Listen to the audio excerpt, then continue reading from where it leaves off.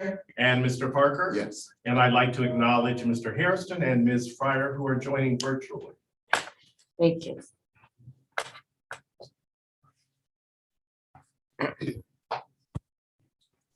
Our first order of bid. Thank you. We're just getting started. Okay. Thank you. Our first order of business is approval of the minutes of the regular board meeting of June 15, 2023. If there are no additions or omissions, I move for adoption. Second, Ms. Butts? Yes. Mr. Carrion? Yes. Mr. Corrigan? yes. Mr. Beatrice? Yes. And Mr. Parker? Yes. We're going to start off with a presentation of the FMP update. It's been a long summer and I'm sure there's a lot of work being done. Thank you, John. Yes, ma'am. Thank you. Good afternoon, everybody. So this is a kind of an overall update of where the facilities master plan is. We're well into construction on group 1. And I've got 30 slides. The director says I have 10 minutes, so I'm going to move briskly, but he also says to answer any questions. So just chime in if you need more information. Next slide, please. Key message around partnerships. We're going to talk specifically about the MLK and Waltz projects, which are joint construction, but we're trying to embed partnerships collaboratively in all of the FMP projects. Next slide, please. Just a reminder on the 6 Rs that came out of the FMP itself, and I haven't given the timeline here of the 2017 levy and the 2019 drafting of the plan, but these are the overarching design ethos. In general, we're striving to move away from a house for collection and more towards a community living room that can be activated in a number of configurable ways to meet community needs. Next slide, please. And so here's the meat of my presentation, which is a project by project update. And I know the board hears the resolutions as we amend agreements with architects and issue change orders to construction managers, but this is just kind of stepping back and giving you a point in time where we are in September in Group 1, the Group 1 program. Next slide, please. So we've got 6 buildings open already. I just put a few photos in here from the Group 1 openings.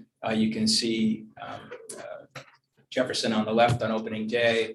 There's the West Park opening in the center, lower right. Many of you remember Director Thomas's conversation with Nikki Giovanni at the Huff Grand opening last November. Next slide, please. And then over the summer, we were able to open the Lorraine branch and the Woodland campus. So I put the dates just to kind of catch everybody up. Jefferson was last October. That was a renovation with a small expansion for staff space and the book locker vestibule. Huff's a brand new building. Was last November. West Park was a renovation, including activating the lower level for accessibility in January. Lorraine, we opened back in June. That's a renovation also with an expansion for a teen space, as well as the book locker vestibule. Woodland, another brand new building. The central distribution facility was a renovation of the old branch building. We've currently activated the automated materials handling system and have the logistics staff over there, essentially shipping and receiving. We have not yet fully relocated the staff complement, so technical services and the library storeroom will still be moving over. Next slide. Projects, okay, and so here are those buildings. Construction's complete, working with Carrion on financial closeouts. We're scheduling those, we call them 10 or 11 month walks to make sure we're documenting any deficiencies before the 1-year post-warranty construction period ends. So we can keep those in the construction manager's responsibility. We're incorporating lessons learned as we go. We definitely do anticipate having a large lessons learned process between Group 1 and Group 2. So we're incorporating changes on the fly as we move, while we're also intentionally going to pause before we execute Group 2 to incorporate over all those lessons learned. Can I jump in here? Just a question. If I'm not mistaken, West Park's the first time we've sort of gone back to a basement and fixed it. How is that going? Well, I think the space is working well, and we've got the branch manager here with us today. We do have some persistent issues with water infiltration. We're kind of attacking that issue by issue. So there were some downspouts that weren't connected to the drainage tile, then the drainage tiles were obstructed. Got through that. Now there's an issue with the new slate roof runoff is jumping over the copper gutters. And so we're trying to avoid having to do a foundation waterproofing project, but there is water infiltration on the lower level. It hasn't stopped us from operating the branch. Okay, I just want to know whether it affected. And that's operations. carpeted lower level, It is. right? Mhm. It's not, I mean, it's not to that extent where it's seeping into the carpet, but there is some wall moisture. Mhm. And in terms of operations, the basement hasn't presented particular problems that we need to learn lessons from. I don't think so. It's a unique building. So we're not, and our new buildings are all on grade. We're not putting in. So any that's new the last space. basement we'll see, so to speak. It's will be a Carnegie West in a few years. I mean, there Yeah. are other libraries that have basements, but Okay. I think it is unique. They're all unique projects, but I do think the West Park lower level is uniquely unique. You did such a great job down there, though. It was incredibly popular for the little kids. Yeah, I They think love we're the happy with the tree space. and- I'm gonna look over it for us. The younger kid area is very popular, yeah. And we just started using those booths for tutors, so that's turned out to be a really good use for the booths. So That's great. Perfect. I just wanted to reclaim the whole space, like you said, because we have some of the wall damage, some of the collections have been taken off the wall, which is kind of crowding that area, so sooner we can get that resolved, the better. Hmm. Thanks. I knew basement was unique. I just wanted to ask about it. Next slide. So projects in active construction right now. Eastman will be the next building to open October 28th. This was a renovation. Those of you familiar with Eastman Campus know we're tied into block construction there without really any green space. So there was no opportunity for a footprint expansion. The project is essentially a deferred maintenance catch-up and a total architectural, mechanical, and electrical refresh. Furniture's in, shelvings are going in this week. Working with Move Management and Public Services, the staff will arrive in early mid-October, and the grand opening will be Saturday, October 28th. Next slide. Just a few pictures to give you a sense of the space and the finishes before we put the furniture in. So these pictures are a few weeks old. And the next slide shows the book locker with the graphics wrap on it. And then a mural. It's been subsequently installed on the wall, reinstalled from when the building Very was. cool. Yeah, so that's where Eastman is. Next slide. Brooklyn Campus will be the next building to open. Wait a minute, where's the mural on the parking lot side or? No, it's going on, it's in the stairwell now. Oh, Yeah. cool. There's And the that, walrus is there. yes. Yeah. Oh, the walrus never moved. Yeah, Wally's. Okay. So it's visible from out You know, front we then. protected that walrus. It's There was a still, lot of, Oh, yeah. there's talk still a about that. construction fence up now, but yeah, that'll come And we down. still have the walrus. We do. Brooklyn Campus, next slide, please. We're into final inspections there. Don't have a certificate of occupancy yet, but the construction work is nearly done. This is one of our Jefferson buildings. This is one of our Carnegie buildings, very similar to Jefferson in terms of the architectural layout. Total new finishes, roof, HVAC equipment. You can see the new community rooms in there. Next slide, please. Furniture is scheduled. We did preserve the perimeter shelves. The mobile shelving will all be new. It's scheduled to arrive over the next month. The slide said late November, early December. I think more likely an early December opening. We'll try to stay, ahead of the holiday season. Next slide, please. Give you a feel for some of the restoration work that was done inside the Brooklyn building. Rockport Campus, this is a brand new building, Puritas and West 140th Street. This will be a community hub, so it's a slightly larger building, 11,500 square feet ballpark of. At Rockport, we were able to keep the existing building open while we do the renovations. We had sufficient property to do that, and we are acquiring a small parcel from the Cleveland Land Bank to give us a little outside space. So the plan is build the new building adjacent to the existing building, have a short shutdown while we move staff, collections and technology into the new building. Then we'll demolish the old building and restore the parking. So parking's been a pinch point during construction. We're currently leasing 8 spaces from the Catholic Diocese across the street. There are 2 or 3 spaces in front of the building for ADA parking immediately adjacent to the branch. So that's the way it's been. Construction's over 50% complete, just over 50% complete. So the foundation structure work is done, the roof is on, the framing is done. We're into interior finishes and rough electrical, mechanical, and plumbing now, as you'll see in the pictures. And we're on schedule for completion in early 2023. There's always that 2 to 3 month period while we're doing furniture, shelving, technology, and staff. So we're looking at spring of 2024 opening of the new building. Next slide. There's the architect's rendering, kind of a new enhanced presence on Puritas. So we are kind of repositioning the library from a West 140th frontage onto Peerless. Next slide. Just a few pictures of construction. These are a few weeks dated, so you can see the buildings in. The exterior building envelope, the vapor barriers in, but the building envelope, which is going to be metal panels, aluminum battens, and brick masonry has yet to be in. So you don't really get a good feel for what the front of the building will look like, but you can see where the progress is. Next slide. And the next slide. You're gonna offer us another hard-hatted tour? Yeah, we're planning it for MLK, and I talking with the director, I think we'll leave this next one to just MLK and look for an opportunity at Rockport in the not too distant. So those windows where the light was coming through, those are the ones that face Puritas. Yeah, this is the Puritas side, Yeah, on the right picture side. there. Yeah, that's great. I think that just, for that neighborhood, it's a really great big improvement too. Next slide. Okay, MLK is the biggie. You've been hearing a lot about that.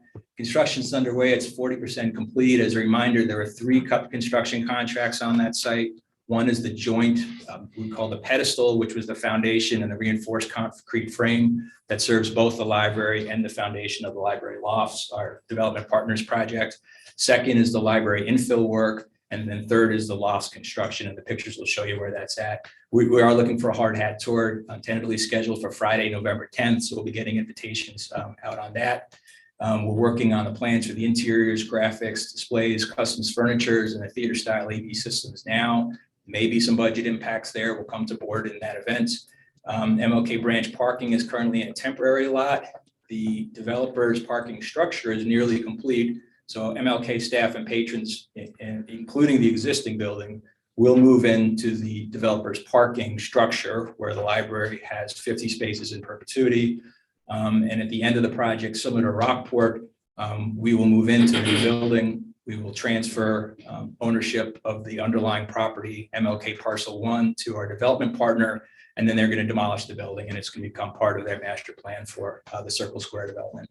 Building tentatively open for scheduled for occupancy spring of 2024 and an opening in August of 2024. We're really going to work hard to try to beat the CMSD school start of the school year for next year. Next slide, please. There's the architect's rendering. This would be from the vantage point of the east elevation, standing in what is still hypothetical, but a very exciting plaza that we're still working towards. And next slide would be the view on the south elevation. So this is what we'll look like on Euclid, and similar to Rockport, definitely enhancing our presence from the side street onto the main artery. So you'll have some kind of library signage that doesn't show up yet. Yes, we're working on the signage plans right now. Now that 11/10 date, I'll probably be out of town. Could I arrange to have a? Oh, certainly. Yeah. Thanks. Yeah, I mean, we will, if that is not a good date for the board, we'll find another date that will work. We'll try And to. if that date works for everybody else, I just go separately. We've got people on the site, not quite every day, but several times a week, so I'm sure we can find it. Yeah, that would suffice. Next few slides are construction photographs. So you can see that's the framing. The lower 2 levels is the library. It's going to go up to 11 floors. So their framing is on the 8th floor as of last week.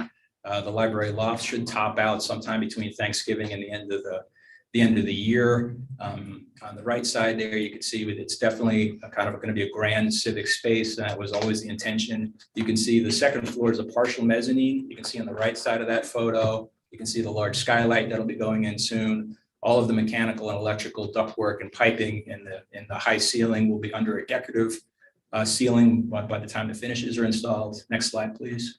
The Annisfeld Wolf is on the mezzanine. On that upper correct? level. We're still working with our interior designers on the plans for graphics and the placement of the Annisfeld Wolf collection. Okay. But what's the square footage of the mezzanine? The total building is 30,000 square feet. The mezzanine is probably 5 to 6. Okay. So the table is not what they're standing on. The table of brotherhood, you remember from the architect's presentation during the national competition, is this kind of semi-raised large center section. These pictures don't, here, I don't know if everyone can see what I'm pointing at. These construction workers are standing on the table. Oh, that's what I wondered. Thank you. In fact, you can see the height difference between the guy on the right Yeah. and where they're standing. Yeah. And so that space will be public gatherings. Again, it was designed for over 300 people in an auditorium style setting. There is going to be a pull down screen and, it's the kind of theater quality audio visuals. It could also be exhibits. It also could be performance. It also could be community meeting space. So it's we're trying to, again, get that kind of Swiss Army knife feel for all of these buildings. Next slide, please. So here's just the ductwork going in, get a feel for how high up that is. Again, this will all be hidden by a decorative ceiling by the time the finishes are installed. Next slide, please. Okay, Welsh Campus. So it's been some tentatively positive developments on Welsh Campus in the last few weeks. They've got a new Northwest Neighborhoods Community Development's got a new executive director. She seems to be bringing some new energy to the project. If you've been following the news, they were successful in their applications for Cuyahoga County ARPA funds, for City of Cleveland ARPA funds, and now they're going to City Council with the resolution sponsored by Councilperson Spencer either next week or the week following for another grant application that should get them all the way through their gap financing. As a reminder, when we opened bids on this project in the summer 2022, the bids came in high. The library was able to proceed. The CDC was their budget was fully financed, so they were unable to proceed. So we've been waiting for them. Does feel like things are starting to finally shake free. They've indicated that their tax credits will require them to commit to proceed by the end of the year. So it's not a case of them stringing us along the project within the next 90 to 120 days. It'll either be go or no go. And I'm optimistic things will move forward. If for some reason it doesn't work out, we would move to redesign a standalone library. Would look very similar to the renderings. Actually, I'll go to the next slide, please. So here's the rendering, and this project has already been through planning commission. It's approved. It's ready for permits. It's ready to break ground as soon as we get the financials worked out. If we were unable to build with the Carrion senior living portion of the project, the library would look very similar, just without the apartments attached. So there used to be a drive to the east side of the building down to below for the parking, and there's no drive there now, It's right? it'll all be behind, so on the north side of the building. So in other words, now you would access the parking from the side street Correct. instead of from Detroit. And what's happened on the corner there to the west? So is it still the same structure? It is still the same structure. There was a change in ownership, which I think we saw some positive developments, but I haven't checked in recently. Okay. Yeah, I knew there was a change in ownership and they seemed to clean the place up. So that's good. I think the last owner maybe lost their liquor license and then there was a new owner, so it seemed like it was a positive So development. that is a little bit larger footprint in the front now for sure, right? Oh, it definitely is. As you're looking at the picture, the former Walsh branch was off to the right, was west of this. Right. So the plat will be consolidated, but we're essentially swapping property. So the library will be built on land currently owned by Northwest Neighborhoods. The Yeah. majority of the apartments will be on land currently owned by the library. Yeah. That's great. Next slide, please. Glenville Campus, we call this a kind of our group 1.5 project. This was going to be group 2 per the FMP. It got accelerated and expanded in scope due to that grant from the Mandels, $3 million historic. So we're into construction documents now. Budget is in the ballpark of $7.5 to $7.9 million. The library expense would be that less the $3 million Mandel Foundation grant. That is including the digital innovation labs for our Striver and senior community. We've gone through schematic approval from neighborhood design review. The final design review is scheduled for October. I think it's actually October 3rd for now. We're finalizing the construction documents. The construction manager is selected. Board may recall approving that back in May, I think, or April. Working to bring a GMP construction contract to board by hopefully December. The latest would be January. We will be closing the building for construction, breaking ground late winter, and then reopening in the spring of 2025. And the next slide will show the architect's rendering. So totally reimagined front facade. Those of you who've been under the kind of that large outdoor covered area, that's being enclosed. So the footprint of the structure is not expanding, but the amount of usable space under roof is expanding. This is a view from the side street or Superior? From St. Clair. From St. Clair, Yeah, excuse this me, would be yeah. on the 118th Street side, Mhm. looking kind of southeast. Next slide, please. Okay, looking at, this was not meant to be kind of a detailed financial update. I can bring that to board if there's interest on a project by project dollars and cents, but just kind of high level. Group 1 was originally budgeted $62.5 million. Our current anticipated costs for Group 1 are $71.3 million, and that doesn't include the Sterling project, which was initially part of Group 1, but which was removed with board approval last year. That represents a cost escalation of 14%, again, not including the Sterling project. Construction cost escalation from 2019 to 2024 through projected end of 2023, I should say, is 48%. So cost controls have definitely been a challenge over the last several years. We've really kind of strived to maintain scope to bring the project the scope that these jobs need to be while managing costs and budgets. Overall schedule for Group 1 is to continue with construction, finish everything by the end of 2024, and then Group 2 tentatively scheduled for 2025 through 2029. Can you remind me about Sterling?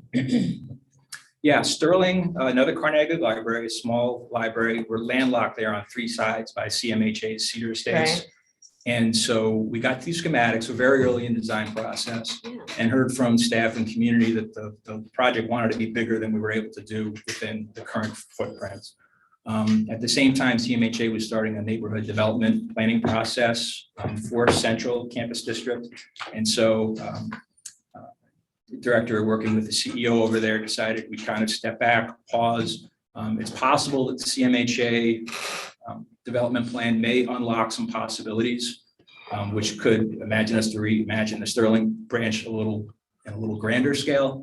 So we're in that process. I know we now. saw one really exciting design right there near the campus is where everything needs to kind of go together. I can understand. I just forgot why we delayed it all. So that will now be in Group 2 instead of Group 1. Correct. Yeah. Yeah. I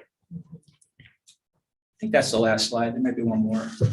Just the cover. The co-organized, and Yeah. we've got that updated. You can access it from, there's a long URL, but easiest way is cpl.org. Our futures building is at the top of the page. That will take you to co-urbanize, and you can subscribe to individual projects or to the whole program. And so we're putting the architect's renderings, the construction photos, the schedule updates, and the community feedback there. I just have one question. First of all, the presentation is excellent. The question I have, I don't expect there to be an answer today, but East 131 in Mount Pleasant, have they made it to any group, any traction there at all? And I don't expect the answer today. I just, it always comes to my mind about that situation. Anthony, can you move your mic so we can hear you better or something? You don't have one. Well, I don't think he has a mic. There- But Isn't there I one don't- near I you? don't expect, Anyway. He was asking about 131 and Mount Pleasant. So I don't expect the answer today. Well, it's in group 2, and I know we're working with Shanice's team. We're in dialogue with City Hall about the mayor's initiative for Southeast Cleveland. And so I expect the library will be part of those planning discussions, but where that will go, I don't know at this I don't point. have great interest in that.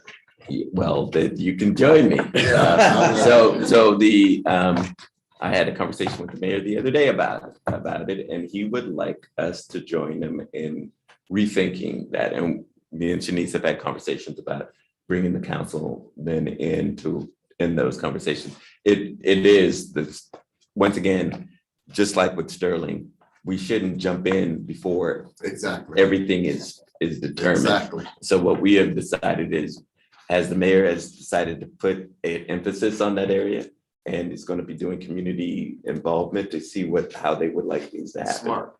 We will join them and then decide how we can help support them. That's good to. Thank you. Thank you, John. And I just wanted to mention that I want to thank John Lang for all of his work in getting us here because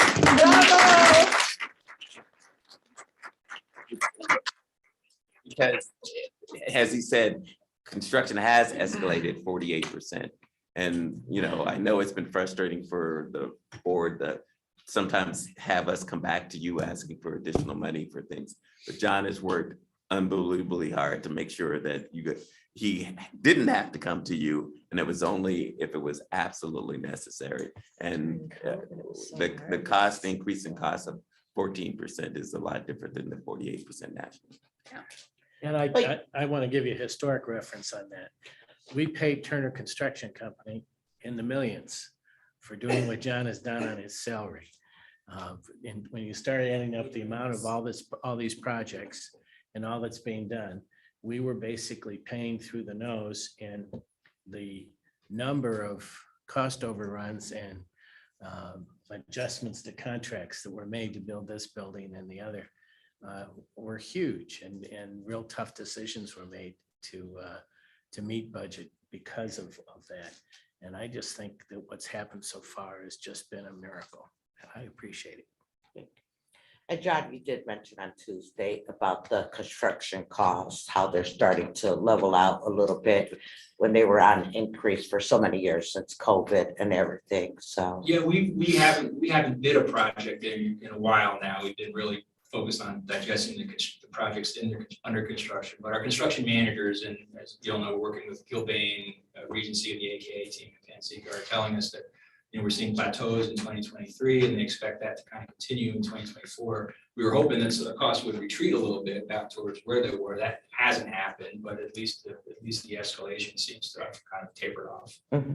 And with that escalation tapering off, supply chain is normalized more, so there's not the delays So either. It's much better. It was funny, not funny, but to see in various points in the program, there were 6 months where you couldn't get roofing material. Yeah. And then there was a period of time where you couldn't get structural steel, and then it seemed like it cycled through. Yeah. So at any given moment in time, there was something that was, but that does seem to have leveled off too. I would say ordering times are longer across the board than they were pre-COVID, but it's not the extreme delays that we were experiencing a few years ago. Which affects price.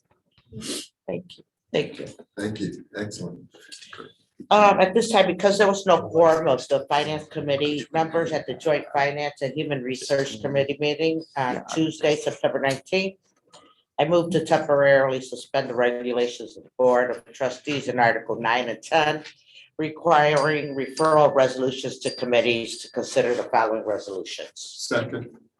Ms. Butts, Yes. Ms. Carrion, Yes. Mr. Corrigan, Yes. Ms. Rodriguez, and Mr. Yes. Parker. Yes.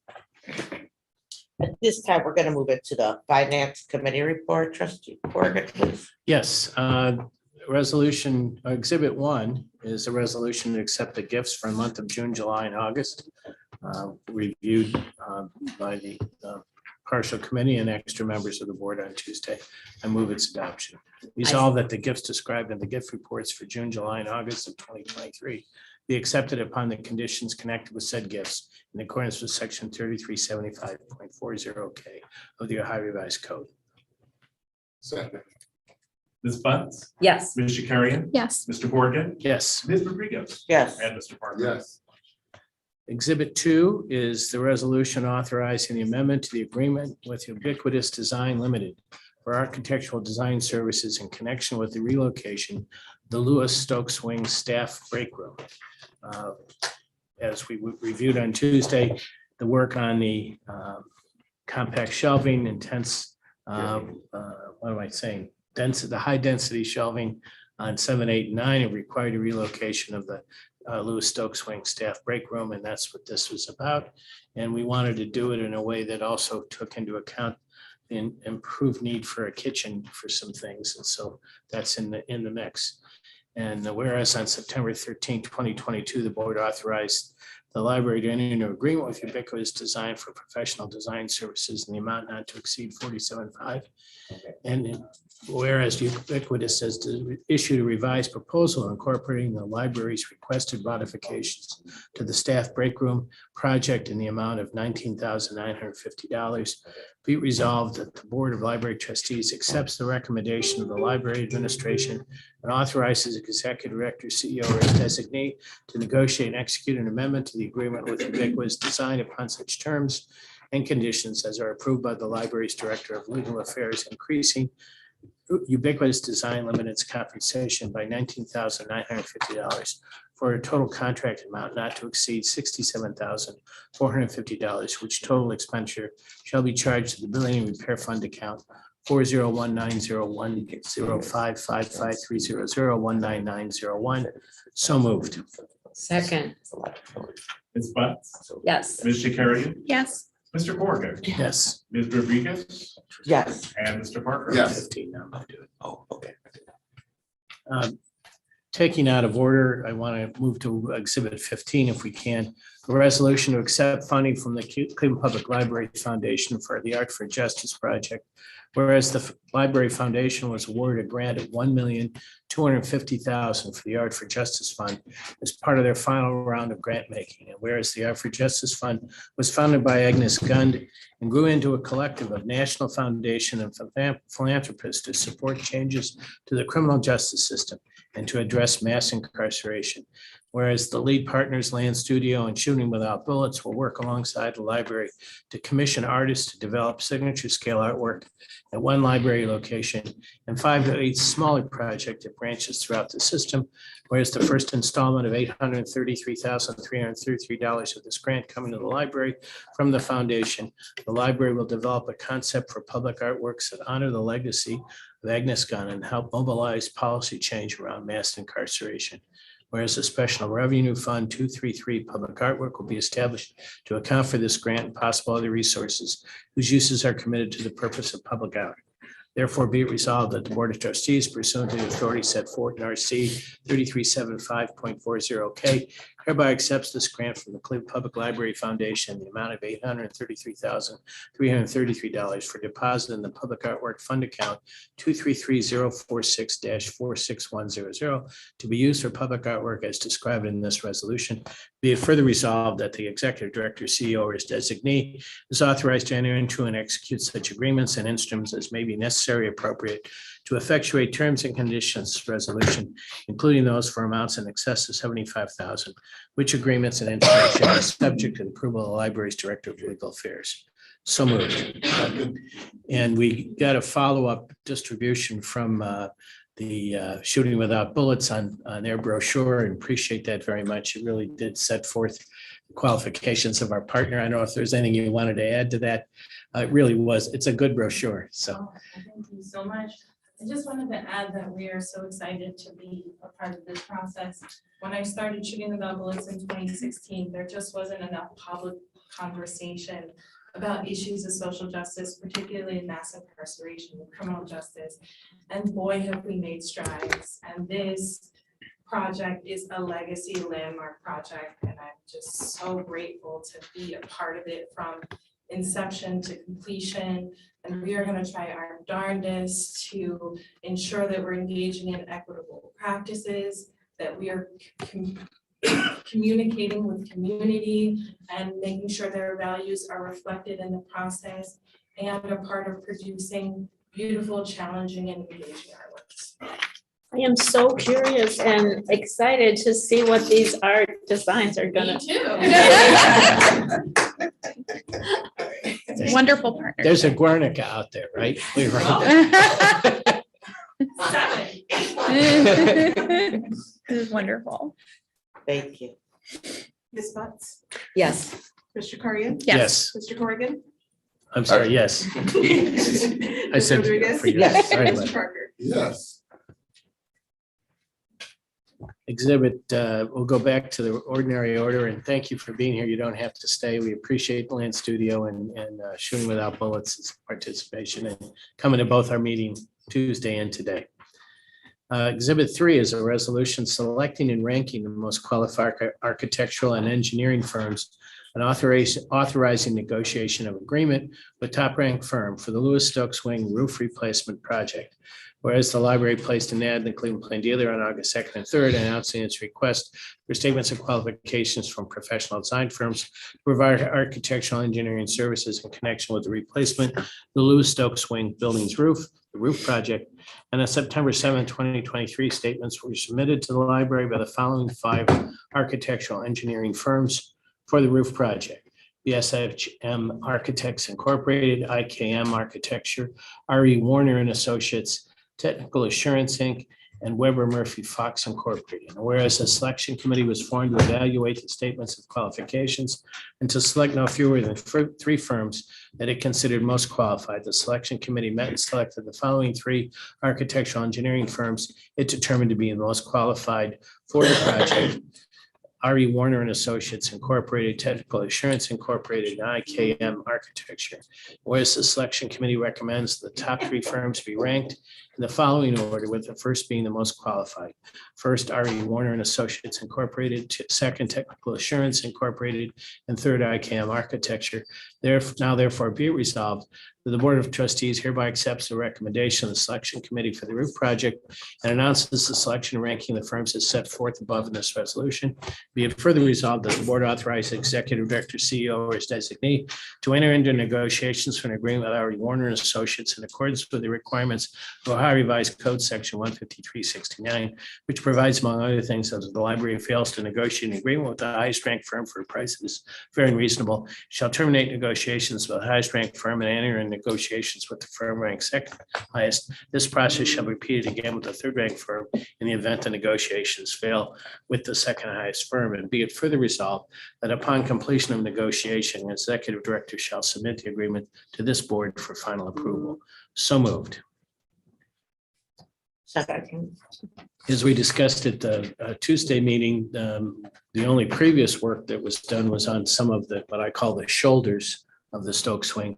And the building is now 25 years old and there was a 30-year roof, and you got to start thinking about what the right thing to do is. And although this is out of schedule with the FMP with the branches, this is an important thing to do just in terms of avoiding further costs later.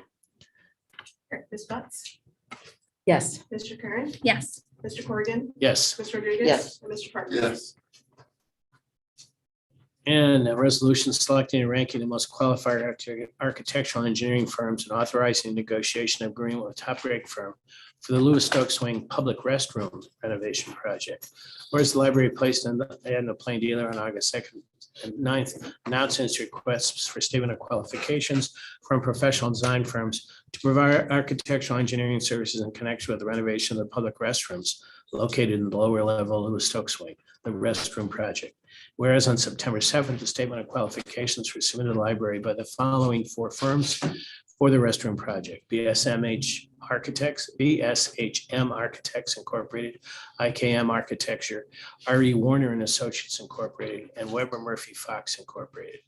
Whereas a selection committee was formed to evaluate the statements of qualifications and to select no fewer than 3 firms that it considered most qualified, the selection committee met and selected the following 3 firms it determined to be most qualified for the restroom project: IKM Architecture, number 1, Weber Murphy Fox Incorporated, number 2, and BSHM Architects Incorporated.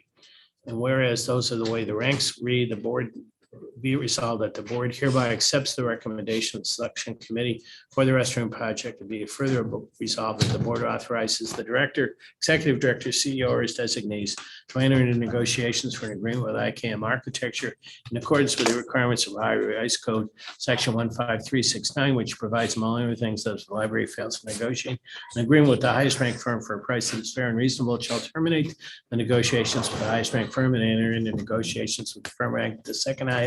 This process shall be repeated again with the third ranked firm in the event negotiations fail with the second highest firm. Be it further resolved that upon completion of negotiation, the executive director shall submit the agreement to this board for final approval. So moved. Second. I just had one question, John, that I thought about since Tuesday, and that is, these are the same firms that competed for both projects. Is that unusual that Well, we put this out as a single request for qualifications. Okay, And we offered the firms, but we listed both projects. And so we offered the firms the option of applying for one or both projects. So all 6 firms, we had 6 firms apply for the roof, and then one of the firms was really a building envelope specialist who didn't apply for the restrooms, but otherwise it was the same list. okay. And then we stipulated we could pick 1 or 2 partners, and so we're choosing to recommend separate selections for the 2 projects. Great. Let's see. Ms. Butts, Yes. Ms. Shakarian, Yes. Mr. Corrigan, Yes, Ms. Rodriguez. Yes. And Mr. Parker. Yes. keep leaving the site. Sorry about that. My iPad is being too sensitive today. All right. Exhibit 5 is a resolution to amend the agreement with Integrated Precision Systems Incorporated for access control systems.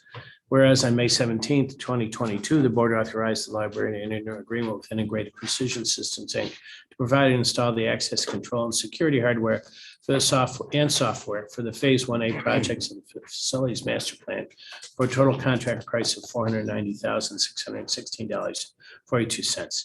The library has determined it's necessary to adjust the scope of work regarding the access control systems at Jefferson Branch to correct accessibility issues with the sensors and upgrades to the switches in the patron restrooms for additional fee of $1,415.87. Whereas the library requests authorization to amend its contract with IPS to adjust to the scope of work for an additional cost not to exceed $1,415.87, which increases the total contract price to $492,032.29. Therefore, be it resolved that the Board of Library Trustees authorizes the Executive Director, CEO, or his designee to enter into an agreement subject to the approval of Director of Legal Affairs the agreement with IPS for the purchase and installation of upgrades to the access control systems at the Jefferson Branch restrooms for a cost not to exceed $1,415.87, thus increasing the total contract price not to an amount not to exceed $492,032.29 to be paid from the Building Repair Fund 40175405-55300 construction improvements. So moved. Second. Ms. Butts, Yes. Ms. Shakarian, Yes. Mr. Corrigan, Yes. Ms. Rodriguez. Yes. And Mr. Parker. Yes. Okay. Exhibit 6, a resolution authorizing amendment to agreement with Moody Nolan Inc. for design services and amending the project budget for the Eastman branch. Whereas on May 21, 2020, the board approved the selection of Moody Nolan as the top ranked most qualified firm for the architectural engineering services for the East Branch as part of Phase 1B of the facilities master plan. And on September 17th, authorized the library to enter into agreement with Moody Nolan for such services in the amount total cost of $235,367.66. Whereas the board duly approved the total project budget and subsequent amendments thereto. Whereas the administration has determined it would be beneficial to amend the contract with Moody Nolan to expand the scope of the architect services to include a comprehensive signage and wayfinding system, to develop existing experiential branding for the entire library system based on the library's existing signage system and its new visual branding standards. Whereas Moody Nolan is proposed to provide the above described additional services for an additional fee of $87,000, which fee this board finds to be fair and reasonable. And whereas in order to cover the additional costs of the above described services, the chief operating officer recommends that the budget for the Eastman branch be increased by $99,000, which amount consists of the $87,000 increase to the budget for architect's fees and a $12,000 increase to the owner's construction contingency budget. Now therefore be it resolved that the board authorizes the executive director, CEO, or his designee to negotiate and execute an amendment to the agreement with Moody Nolan upon such terms and conditions or as approved by the Director of Library Legal Affairs, increasing the architect fee by $87,000 for a total contract amount not to exceed $332,367.66, with the additional $87,000 being charged to the tax exempt fund 402 and or the construction taxable fund 403, and be it further resolved, the board approves the amended total project budget for the Eastman branch as set forth in Exhibit A to this resolution, which exhibit shall be charged to the construction tax exempt fund 402 and or the construction taxable fund 403. So moved. Second. And as we discussed, what we're doing is a harbinger, if you will, for how to do signage at all of the FMP branches and improvements going forward in connection with the very comprehensive and new branding that Tana and the staff worked on so thoroughly. So Moody Nolan's accomplished architecture firm. We've been happy with their work on Eastman, and for them to think about how to approach each branch by this being a harbinger of that is a pretty significant thing to do. And I'm commend the staff for coming up with doing this. Ms. Bunce, Yes. Ms. Carrion, Yes. Mr. Corrigan. Yes. Ms. Rodriguez. Yes. And Mr. Parker. Yes. Exhibit 7 is a resolution to accept safety intervention program grant from the Ohio Bureau of Workers' Compensation. Whereas the Bureau's Compensation's Safety Intervention Grant Program allows employers covered by the state insurance fund to purchase equipment on a reimbursement basis to substantially reduce or eliminate injuries and illnesses associated with a particular task or operation.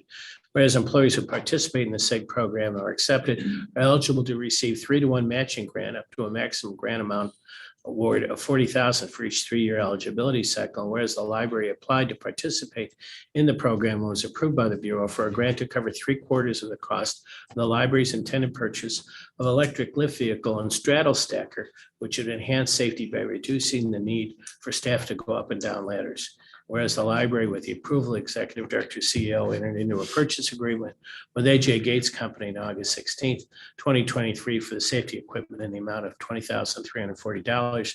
Now therefore be resolved that the Board of Trustees pursuant to the authority set forth in revised code 3375.40K hereby accepts the grant from the Ohio Bureau of Workers' Compensation in the amount of $17,505 to be deposited in the general fund account 101-046-46100-11151 restricted gifts on a reimbursement basis following successful purchase by the library of the above described safety equipment. So moved. Second. Ms. Bunce, Boy, I would really like to see this straddle stacker. Yes, I say yes. Thank you. Ms. Carrion, Yes. Mr. Corrigan, Yes. Ms. Rodriguez. Yes. And Mr. Parker. Yes.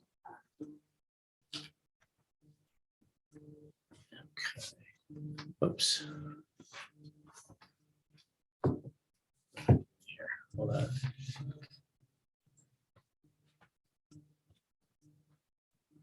All right, exhibit 8, right, a resolution delegating authority to the executive director to execute contracts and agreements and authorizing blanket purchase orders.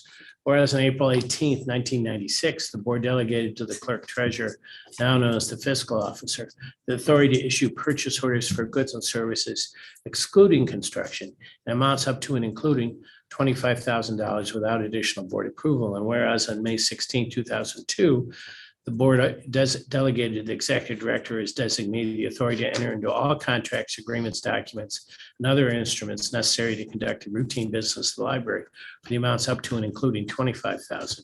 Whereas on November 18, 2018, the board authorized the fiscal officer to issue annual blanket purchase orders in amounts in excess of $25,000 for the purchases of utilities, postage, freight, fuel, and telecommunications for the 2018 calendar year and each year thereafter. Whereas in 1996, when this board delegated to the clerk treasurer the authority to issue purchase orders for amounts not to exceed $25,000, section 3375.41 of the Ohio Revised Code required competitive bidding for all library construction and improvement projects exceeding $15,000 in cost. Whereas a new statute, Ohio Revised Code Section 917, will take effect on October 3rd, 2023, and will set the threshold for competitive bidding at $75,000, which represents a $25,000 increase from its current limit at $50,000. And whereas under Ohio Revised Code 917, the threshold for competitive bidding will increase annually beginning in the calendar year 2025 by 3% as determined by the Ohio Director of Commerce. And whereas in order to better align the statutory bidding thresholds taking effect in today's market and economic conditions, the library administration recommends that this board delegate to the executive director, CEO, or as designated the authority to enter into contracts and other agreements for amounts up to and including the amount sent forth by the Ohio Revised Code, section 917, which amount is subject to annual revision by the Ohio Director of Commerce. Whereas the library administration further recommends that this board authorize the chief fiscal officer to issue blanket purchase orders in excess of $75,000 to various vendors for utilities, postage, freight, fuel, and telecommunications, commencing with the current calendar year and continuing each year thereafter. Now therefore be resolved that the board authorizes the executive director, CEO, or his designee to execute on behalf of the board all contracts, agreements, documents, and other instruments necessary to conduct the routine business of the library for amounts up to and including the amounts set forth by the Ohio Revised Code 9.17, which amount is subject to annual revision by the Ohio Director of Commerce, and which contracts, agreements, documents, and other instruments shall be subject to the approval of the library's Director of Legal Affairs. Be further resolved, the board authorizes the fiscal officer to issue blanket purchase orders not to exceed the amount set forth in paragraph above for repeat purchases of goods or services, excluding utilities, postage, freight, fuel, and telecommunications throughout a given calendar year. And be it further that the Board of Library Trustees authorizes the fiscal officer to issue blanket purchase orders in excess of $75,000 for purchases of utilities, postage, freight, fuel, and telecommunications for the current calendar year and each year thereafter. Be it further resolved that the board does not intend by adoption of this resolution to alter in any way the authority granted to the director by this board on December 17th, 1987, regarding expenditures for CleveNet, nor the authority granted to the director by this board on May 16, 2002, regarding the purchase of library materials in excess of $25,000.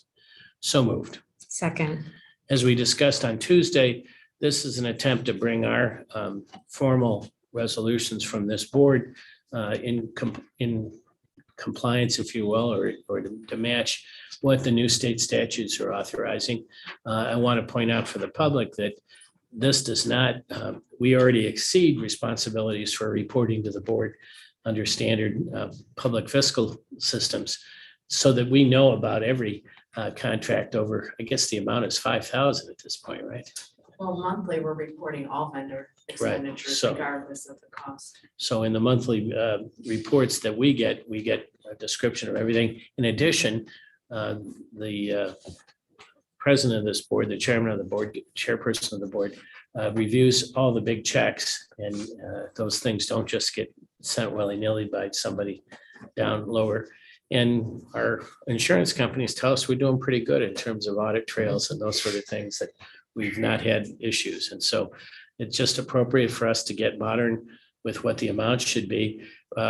As discussed Tuesday, some libraries are crazily still stuck down at 15,000 for some of these things, which means their board is approving at every meeting something like a laundry list of 70 or 80 items. As you can see, Finance Committee is already awfully long here.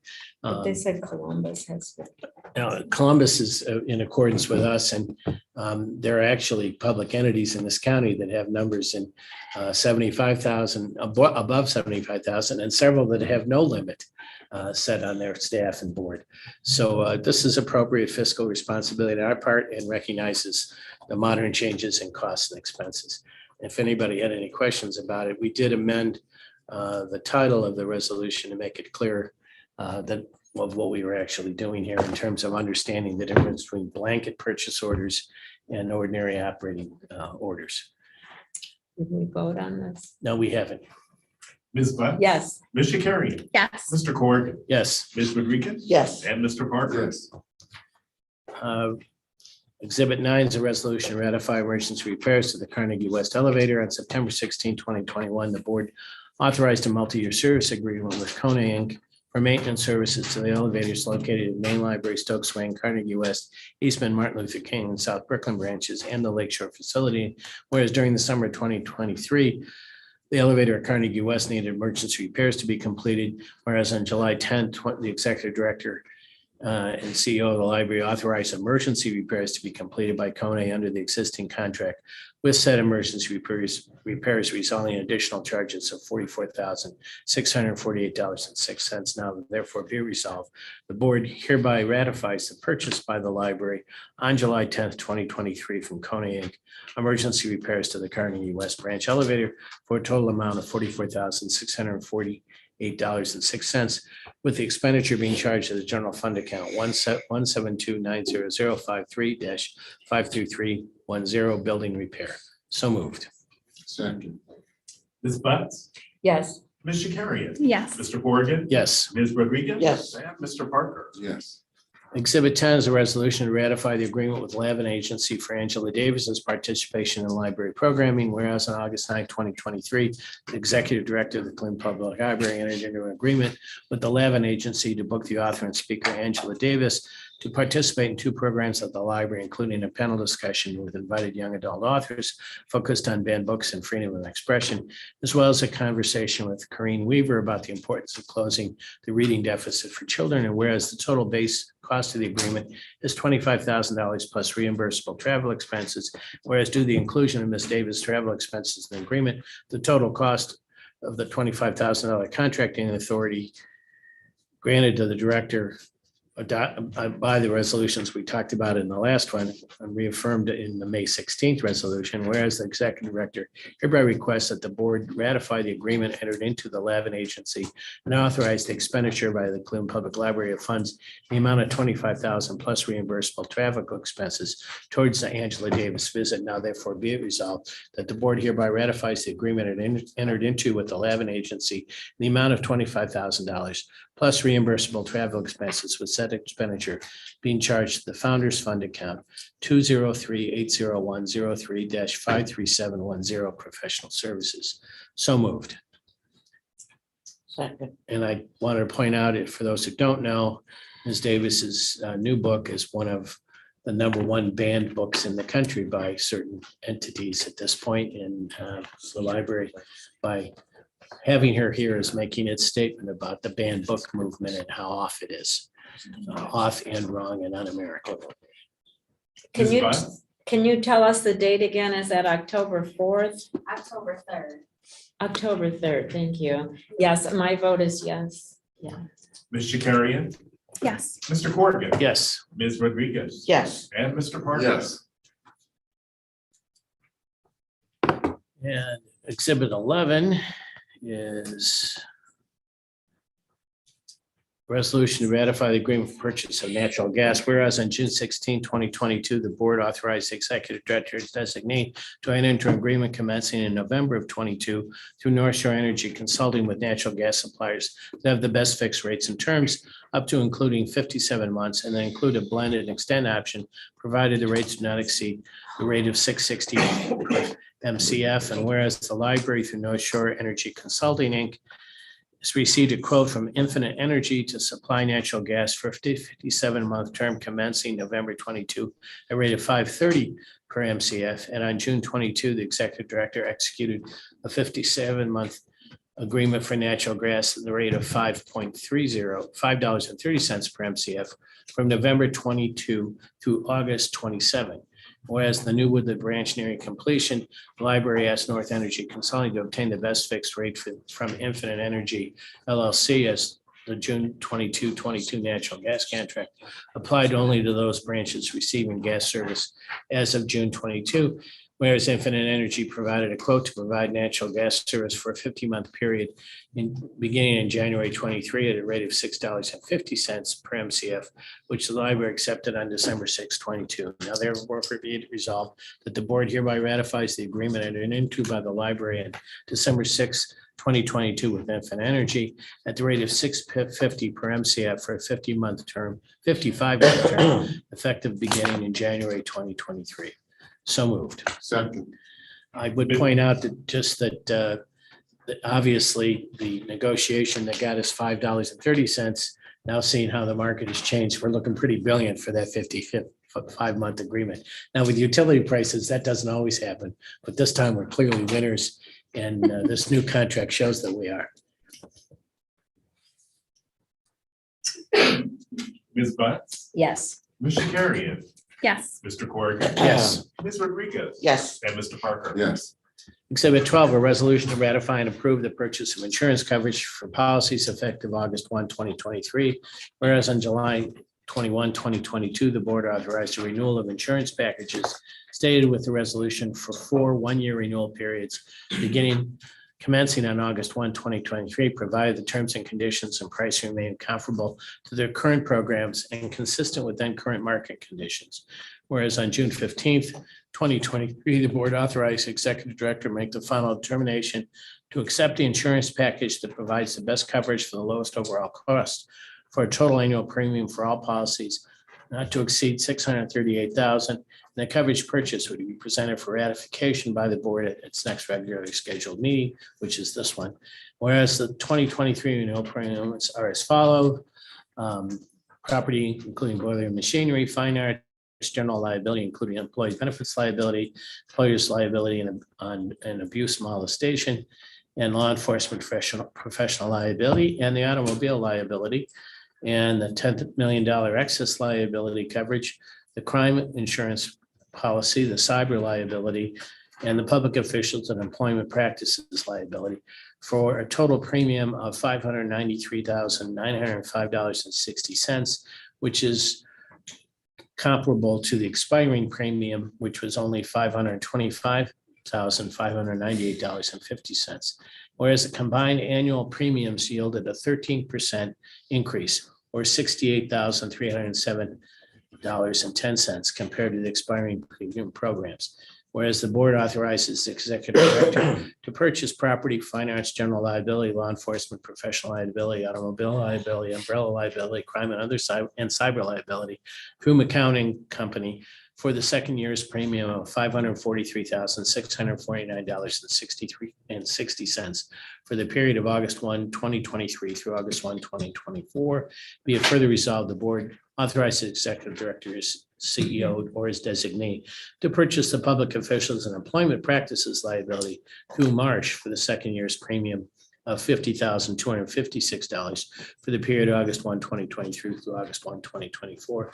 Be it further resolved that it is the intention of the board to renew the insurance packages stated within this resolution for 3 one-year renewal periods commencing on August 1, 2024, provided terms and conditions and pricing remain comparable to the current programs and consistent with then current market conditions.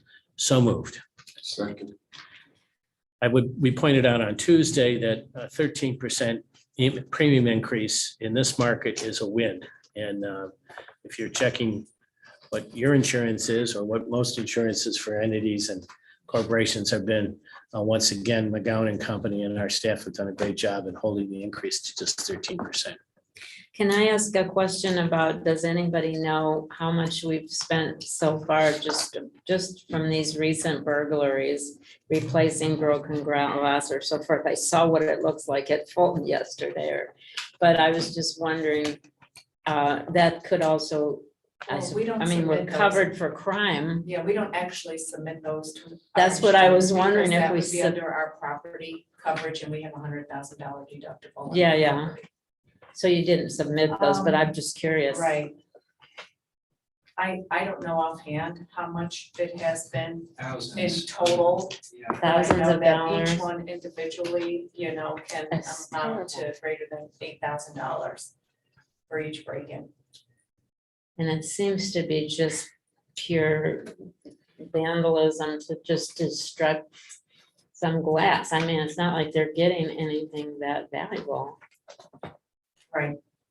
Well, the target has been those machines where we have cash, The pay correct? stations that are connected to the MFG. Just to get the- seem to be This is just to targeted get money out of the copy machines. Out of the pay stations, yeah. And I mean, nobody's stolen a computer or anything like that. We have one. But they stole keys, I understand, at Fulton, so they can come back. And a phaser and I think a monitor or. Yeah. TV screen. And, and the taser phaser thing. And Yeah, no, so this has been a situation where there are some oddities to the whole situation of what someone's done. We've taken the pay stations off the, out of access for folks. And so whether that has been the draw for this individual or not, because they weren't getting any money out of them in the first place, not to come back in and and take the chance of getting caught, really, that we would assume. So, but we've taken them off and we're not going to put those back out until October 1st. We have had about 2 weeks of in which there hasn't been a break-in. So those are the situations we're in. And I guess I want to commend the security staff too, both our contractor and our own people. We've been to each break-in within literally minutes of the alarm and stuff. So it's not like anybody's backing up a truck and having an hour to do theft to us. These have been grab and run, almost like your car window getting hit to take a purse off your car seat. And it's the all best way to- different people. So, Yeah. Thank you. we can, resolution's been moved and seconded, I think. We so. didn't vote. I'm voting yes.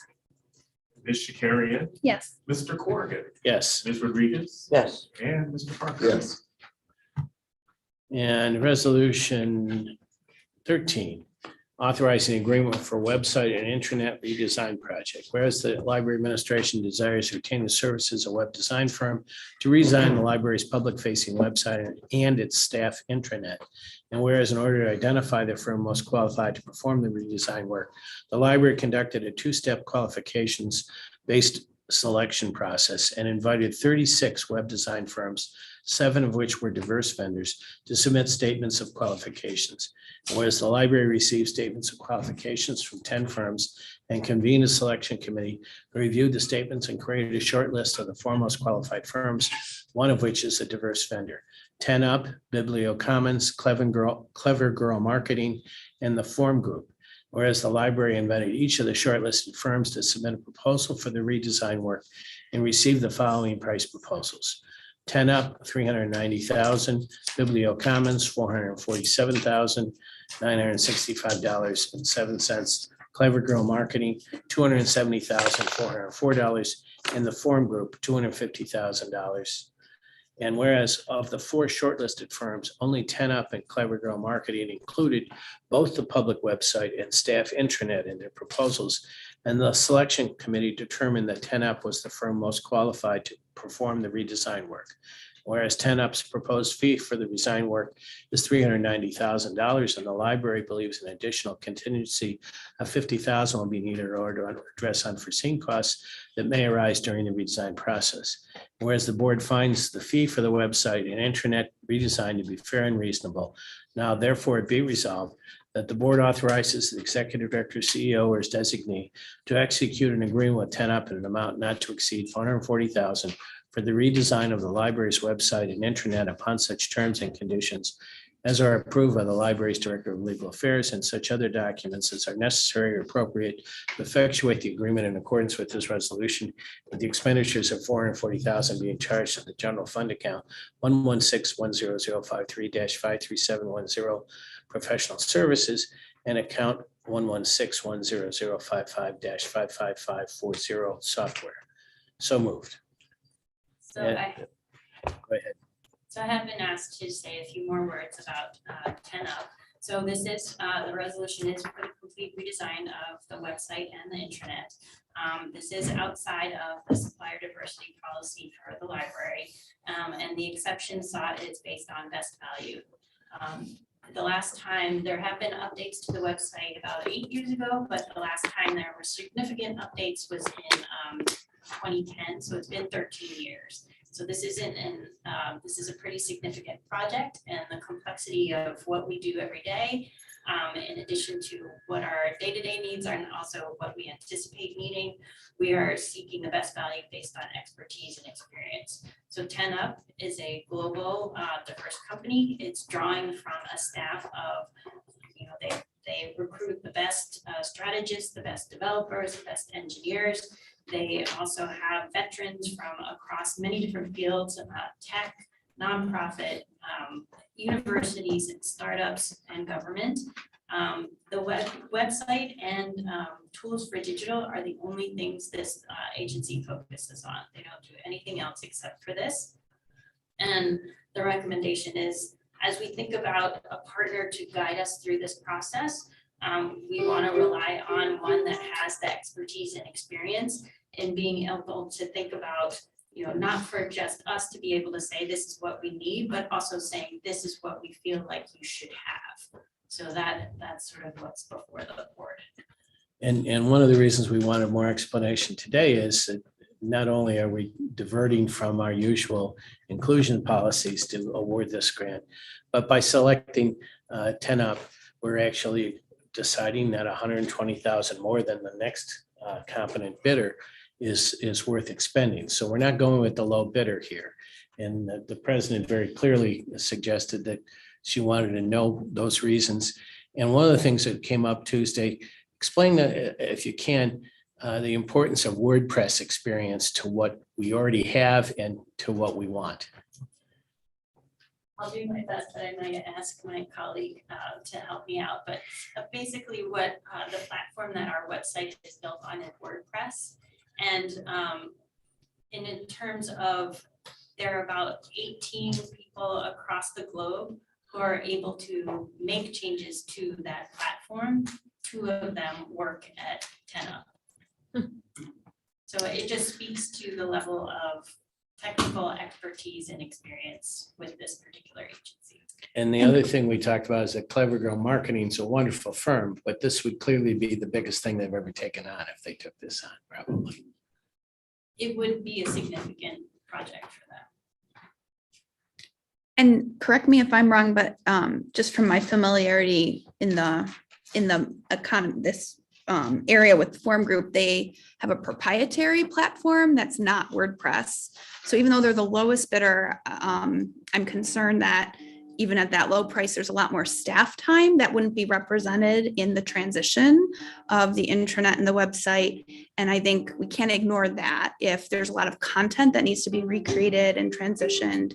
And knowing that 10 Up would be able to build the new site on WordPress, I think also could represent a lot of savings in terms of our staff hours too. Correct.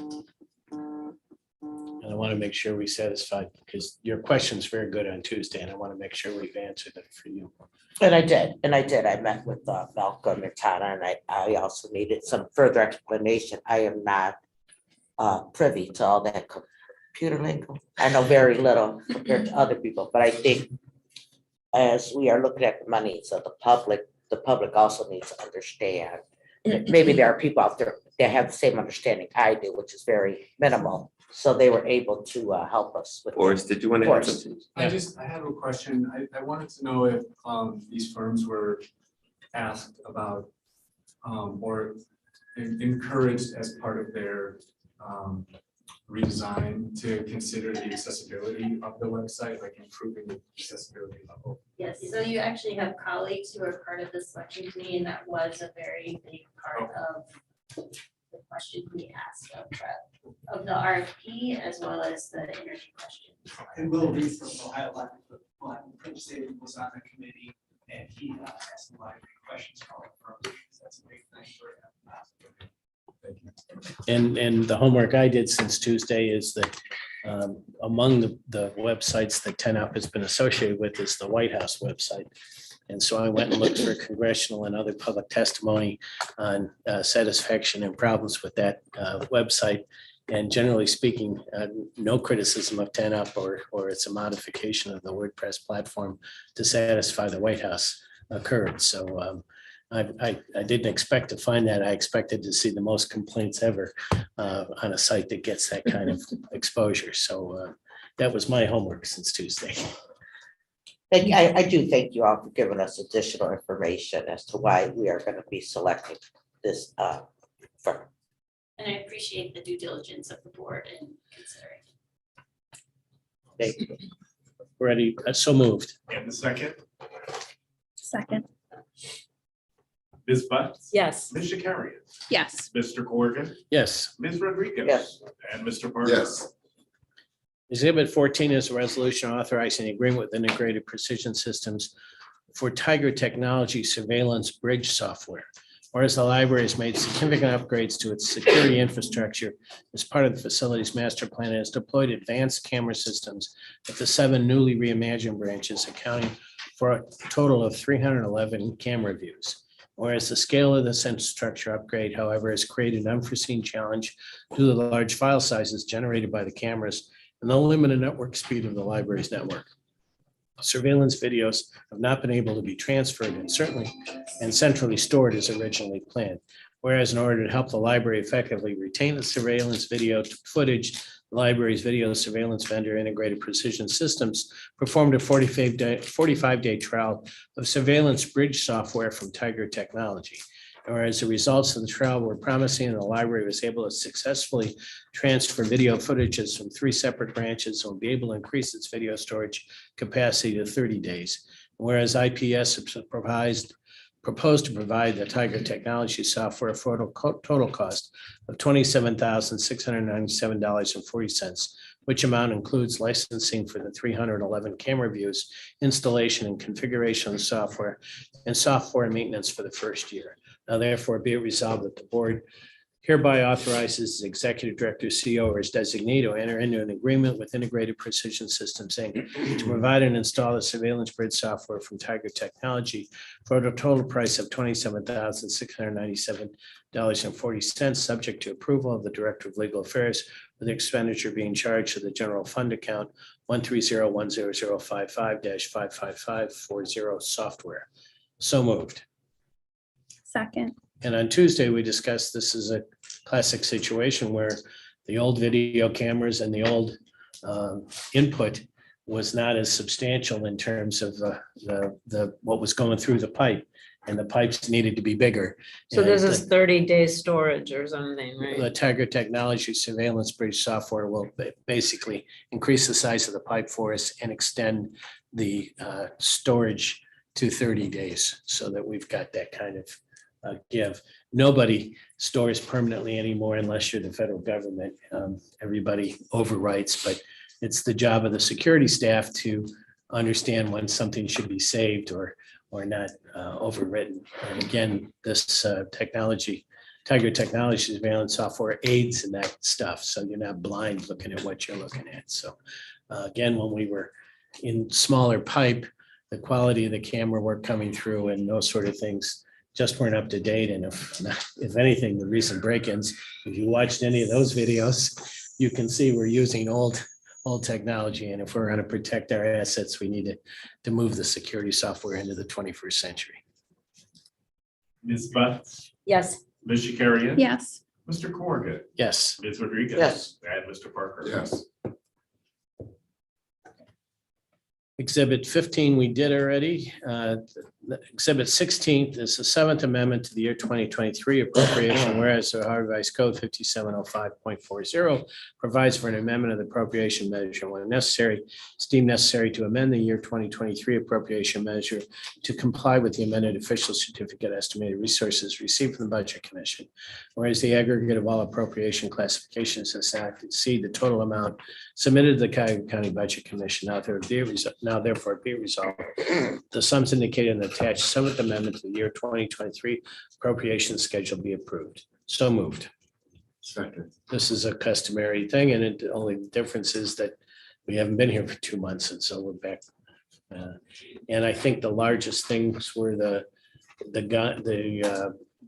Public artwork. the public artwork, and there's one other thing that came in. I'm trying to remember. And the appropriation in the capital project funds Correct. for the Eastman project budget and the Stokes Wing staff break room.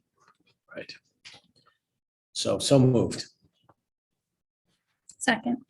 Ms. Butts, Yes. Ms. Carrion, Yes. Mr. Corrigan, Yes. Ms. Rodriguez. Yes. And Mr. Parker. Yes.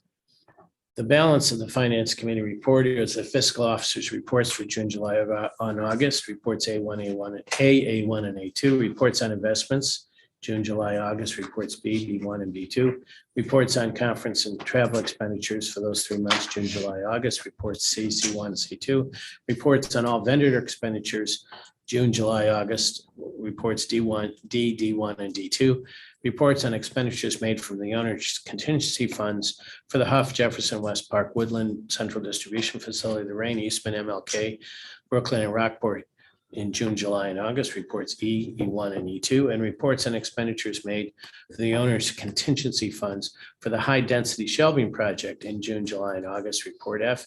And finally, fees paid for legal and consulting services for the period April 1st through June 30th, 2023, report G. And that would conclude the Finance Committee report. I appreciate everybody's patience with the September meeting is always like this. And Thank for you, the- trustee Corrigan. I was just going to point out too, Michael Ruffing said that if you want an update and he'll give a tour of the high density shelving project. So, again, the largest construction project going on downtown that nobody knows about. We do know about it. We're now going to move into the Human Resource Committee report. Trustee Hairston is on Zoom and has a lot of background noise. I'll be reading this. Exhibit 17 is the regular employment report, June 1st to August 31st. Lynn, I see tons of new hires, which is wonderful to hear. I know staff have been patiently awaiting, and I see you've been extremely busy when I was reviewing the report, and thank you. Thank you. Can I just How many have new one? hires are there in these short 3 months? In these 3 months, there's about 75. Beautiful. And I would just like to note that I think you can tell from the report that the board's approving the page 2 option, which is a reminder, allows pages to work 25 hours earlier this year, proved to be successful. This is the first time we have gone out to recruit for page 2s, and I think that employment option proved to be Very worthwhile. nice. That's great. Thank you. Yeah, when I was looking at it, I was like, wow, good numbers. Thank you so much. I move that for adoption. Second, Ms. Bunce, Yes. Ms. Shakarian, Yes. Mr. Corrigan, yes. Ms. Rodriguez, Yes, and Mr. Parker. Yes, and then the retirement recognition citation. With reviewing all of these, the years, wow, this is incredible. Citation has been issued for the following staff members on the occasion of their retirement. Elizabeth Bardozzi, 42 years of service. Preservation Senior Technician, she retired June 30th. Jill Poppenhagen, 5 years, Teen Tech Senator Manager for Rockport on 6/30 as well. Peter DeMarco, 36 years of service, Library Assistant, Langston Hughes on June 30th. Lisa Kowalczyk, 29 years of service, Tech Services Librarian, June 30th as well. Diane Hill, 24 years of service, Branch Clerk, Union Branch, July 4th. Albert Saxon, 33 years of service, Custodian 3, July 31st. Helena Travka, 39 years of service on July 31st. Judy Daniels, 24 years of service, Subject Department Librarian, July 31st. Mark Moore, 38 years of service, Subject Department Librarian on July 31st as well. Be it resolved that the citation for the above staff members be presented by the Board of Trustees in appreciation of their faithful and dedicated services given to the library by them, be recorded in the minutes of this meeting. And be it further resolved that they citation be sent to the forthwith if they are not present at this meeting of the Board of Trustees. So moved. second, Are any present? Is any of them present? No, they retired a couple months ago. I see Oh, that, and I they are see. Retired. I do want to congratulate They're them. watching on They Zoom. are- Congratulations. So, Here, here. as trustee Hairston would always say, eventually we're going to have a big party, right? So during COVID, we weren't able, and we had some of our retirees come to the staff appreciation day. However, I think what we would be better, and I would recommend to Lynn, that we do some form of luncheon at the same time as Staff Appreciation Day, just find a different room for them, and that we could do some form of luncheon for them that would be separate at the Staff Appreciation Day. great. Yeah. And the one thing I noticed, I used to be in management, when people have this much years, they have so much knowledge. Mm. And I'm very sure that they shared that with some of their peers as they took their second life exam, but there is so much knowledge that has left us that we probably need to catch up on, because there's so much that people forget to share, but I'm sure a lot of them are reachable. I guess the obvious question, the social science department lost more than 50 years of experience and just 2 employees. It's just, And yeah. how are we doing on their side? But of course, Mark their Montgomery underlings have years. been around for a while too, most of them, right? Which department was that? One of the gentlemen, he was promoted from a library assistant librarian, and I want to say, And we have a new manager coming on board, Steve, also he will be the manager starting effectively, I believe, next Monday. And he's been with us how long? He's coming from branches. Jefferson, but he worked out here. I was gonna say, he's been here 15, 20 years too, so, Nice. Science, future bright. okay, good. Mhm. It's like when we lost a couple people in science all at once. I was worried about Joe science. got to see. Very good. Exciting. That's how we keep Tom here. I don't know where he keeps it, but he keeps it. Thank you, Michael. I think we can call him. And the vote, Ms. Butts? Yes. Mr. Carrion? Yes. Mr. Corrigan? Yes, Ms. Rodriguez? Yes. And Mr. Parker? Yes. The next resolution is to revise the Human Resource Manual, Exhibit 19. Be it resolved that the Board of Library Trustees hereby approves the proposed revisions to the Human Resource Manual as attached to this resolution to update sections 237 and 520 of the Human Resource Manual, with the updates to section 237 becoming effective as of September 22nd, 2023, and the updates to section 520 becoming effective January 1st, 2024, and instructs the library's management to be responsible for implementation and execution of the provisions of these policies and the related procedures. So moved. Second, Ms. Butts? Yes. Mr. Carrion? yes. Mr. Corrigan? yes, Ms. Rodriguez? Yes. And Mr. Parker? Yes. The next exhibit is the resolution amending authorizing agreement for IT recruiting services. We talked about this at the Tuesday joint meeting.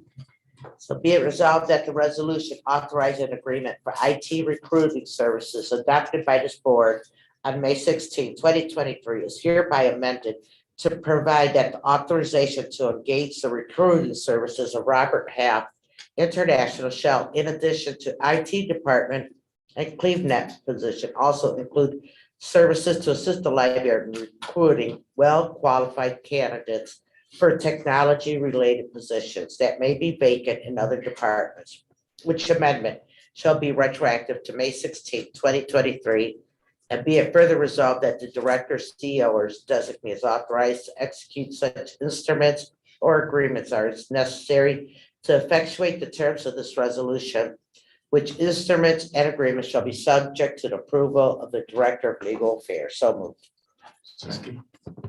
Ms. Butts? Yes. Mr. Carrion? Yes. Mr. Corrigan? yes, Ms. Rodriguez? Yes. And Mr. Parker? Yes. Okay. The remainder of the report is the report on paid sick time, Report H, the employee demographics report, Report I, and the assured summary report, Report J. And that concludes the Human Resource Committee report. We're now going to move into the Community Services report. Trustee Parker. Thank you. The year-to-date activity report has great data for everyone who want to view that. And we've already held a great building status update. And so why don't we do this? We'll go in this order. We have the advocacy task force update, the foundation update, and then diversity, equity, inclusion. Why don't we just go in that order? From an advocacy perspective, we're watching the one-time community fund, which was an allocation by the legislature for $700,000 for one-time strategic investments. We were told by our lobbyist, Cosgrove, that the guidelines for this funding will be released in October. And we want to see if we're eligible. OLC states that we are. We want to make sure that's confirmed. And then we'd like to identify projects to put forward. We were told by our lobbyists that we should align our request with the city of Cleveland because they'll probably be going for that funding as well. So we're just watching the guidance come out next month, and then we'll report back as we know. And then from a foundation report, you should have received your invitations yesterday or today for Mr. Fisher with regard to the October 20th event. It's going to be a really cool celebration to celebrate the great things that we've done all year, the staff has done, the community has done all year for Cleveland Reads. We're going to have our very own John Stark perform along with Mike Polk. We are going to also be announcing a fund that I'm just going to keep secret until then, but we hope you all can join us. That's it. Wonderful. Anything on diversity, equity, and inclusion? Yes, so our ERGs. have Hey, been Ashley, very- why don't you introduce Anna? Sure. So first, I would like to introduce our new DEI coordinator, Anna Vargas. So welcome.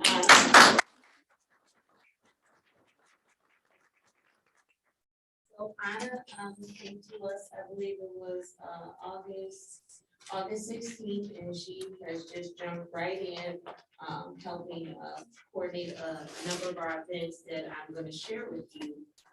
And primarily our most recent event, that worked out very good last Friday, which was our Hispanic kickoff celebration. So welcome. Our ERGs have been doing a number of things over the past couple of months this summer. Our Black ERG has been very instrumental with providing staff with several mental health segments, our Black mental health series for Black men, as well as our minority mental health series entitled Generational Trauma. They're also in the process of planning our Kwanzaa celebration here in December. And then they have began to pre-plan for our Black History Month in 2024 with their Natural Hair Summit in support of the Crown Act, which many of you have probably already heard of with regards to being able to wear your natural hair to work and not being judged, not Hey, being judged. Ashley, I see we're seeing a number of the managers go out, and if you could grab them real quick, because I wanted to have this opportunity before they leave to get the idea of the managers being here is for the opportunity for the board to get introduced to all of the managers so they can start putting faces to the libraries that they're at. Great. Right, idea. so I know running a little late, but, and many of you know these folks, but just real quick, Mrs. Parks, if you wouldn't mind doing the honors of introducing folks, especially some of the new folks you have on your staff. So Ms. Amina Hudson just left. She's the senior director of the branches. Michael Darby has just left. We're going to do interviews, but he is the regional director for the West Side. We have Maria Estrella. She is our manager for Dyad, which is currently Woodlands and Garden Valley branches. We have Ms. Tasha Murphy Robinson. They can stand, you guys can stand. Everybody. She is our manager at Memorial Nottingham branch. All right. We have Tamara Means, who is our manager of the Addison branch. All right. Crystal Tinsdale, she is our regional east director for the east side location. Going across the aisle, we have Monica Rosinski, who is the head of Sterling branch. We have Magnolia Peters, who is our leader at the Fleet branch. We have, if we're just doing branches, we have Forrest Likens, who is the manager of the Atlanta Park location. And we have, those are other branch managers, but I am so sorry, you just Joanna Rivera here is done differently. Oh, and she is at the South Richmond. Also want to have this opportunity to announce our Director of Youth and Family Engagement, who is Jacqueline, and she is the manager, well, she's the Director of Youth and Family Engagement, but she was the branch manager of the Youth branch. So we are excited to have her as part of our family. Thank you.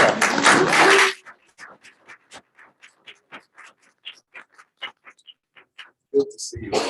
Thank you all for being here. Thanks for everything that you're doing. And thanks for enduring the finance committee report. So while we have Olivia here, we don't want to forget her being here. We will next month, we'll bring in some of the managers for Maine here, so we can tie them into there, right? Okay. Excellent. Yeah, we never do see managers from Maine or Louis Stokes. Yeah, well, I mean, we're Here trying to again, make some- sure some, that yeah, everybody. I've asked that your managers Yeah, come and join us so we can be introduced to them and you I can do get to know too. their. So I apologize, Ashley, for doing that. I just wanted to make sure that we didn't lose managers along the way. Can I have one more thing, Director? I just want to say, when we had that page hiring blitz, many of these leaders that you see in here was part of that entire process. What are you doing, raising your hand, Pasha? Like, you taking full credit for all of it. I was there, Pasha did one of these. I did, right, okay, like you took full credit. and you know what, if I could say one more thing, as the board president, one of the things I tried to do was I tried to assign different branches for our board members to just go and familiarize themselves with, and to be familiarize the neighborhood with them as well. So if you see us, we're just there to check out what the people have to say, what's going on. We just want to be more involved in the neighborhoods that are assigned to us, and some that are not. So that's something that we sort of shied away from once we were doing all the building and rebuildings. But now that things are opening back up, that's something that we're gonna work on again. Just so that we could go and visit our neighborhoods, because that's a lot of those, we live there, where we have an invested interest in all of them. So it's nice to meet you guys, because you're gonna be seeing us as well. You know, come to, you're like, why is she here? Yeah, I think that's great. I'm here to visit. Yeah. I'm glad that- Everybody go to South Brooklyn and give Joanne Rivera a hard time. She's the newest of the branch managers. She gets their hard time first, so. All righty, sorry, Ashley, I apologize. But thank you, everyone. Thank you. I'm sorry. So, our Latinos Juntos ERG, we participated in Puerto Rican Day Parade in August. We also had our Hispanic Day kickoff last Friday at South Branch, which was a lot of fun. Next Thursday, we will have our authors panel, which is entitled Meet the Author, Experience the Magic, which will also be at South Branch from 6:30 to 7:30. We will have authors Nomar Perez and Dr. Raquel Ortiz, both children's authors. And we will invite the public out to meet the author as well as do a book signing. For staff internally, we will have a lunch and learn next Wednesday, September 27th, where we will have Ramonita Vargas. She is the CEO of the Spanish American Committee. Where she will talk leadership with staff and share a little bit about her history. For our curb cut ERG, they have been working very diligently, establishing some guidelines as it relates to email exchanges internally with staff to be more inclusive for those with low vision needs. They also had the opportunity to meet with Beth Glass, who is the Executive Vice President of Maximum Accessible Housing and co-chair of the Northeast Ohio Coalition of Disability Organizations, formerly ADA Cleveland. They thought it would be a great idea for Beth to present to all of CPL, so she was actually our guest presenter in the August Town Hall. The Cultural Diversity ERG had a presence at One World Day, August 27th, at the Cultural Gardens. They are also planning an internal lunch and learn session in celebration of Indigenous Peoples Day. And they are also planning a panel discussion for Native American Heritage Month in November. Wow. Thank you. Excellent. Thank Wow. you. Very expensive. Awesome. Anthony? Yes, that makes. We're just, there's no old or new business at this time. We're gonna move into the president's report. Oh, that's me. I'm like the director. Sorry about that. There's just so much, my head is full. But there has been a lot going on, and I do think, Ashley, everything was wonderful. I went to 2 of the Hispanic Heritage Month celebration. I was just, and Alice was there as well, on Tuesday at the Fulton Branch. It was a tearjerker there. There was a Hispanic lady. She was just in a wheelchair. Some little girl in the audience was also in a wheelchair. She came up and danced with her. tearjerker, not enough tissue to room, but it was beautiful. You guys are doing great work. Leslie, branch manager there, she did a phenomenal job in Yeah. coordinating that, and I shared that same sentiment with her about the young lady who came in with the wheelchair. She lit up when she saw the salsa dancer. It was a tear-jerking moment. Oh, yeah, It was just amazing. there was not enough tissue there. I was like, Both branch, they did a wonderful job. they did, and just a lot of what has been done over the summer, you know. I know a lot of us board members are trying to reach or try to go everywhere to try to give our support to the neighborhood, because we want to be transparent as well. But I do thank everyone for everything that they're doing and what they're continuing to do, because there's a lot going on.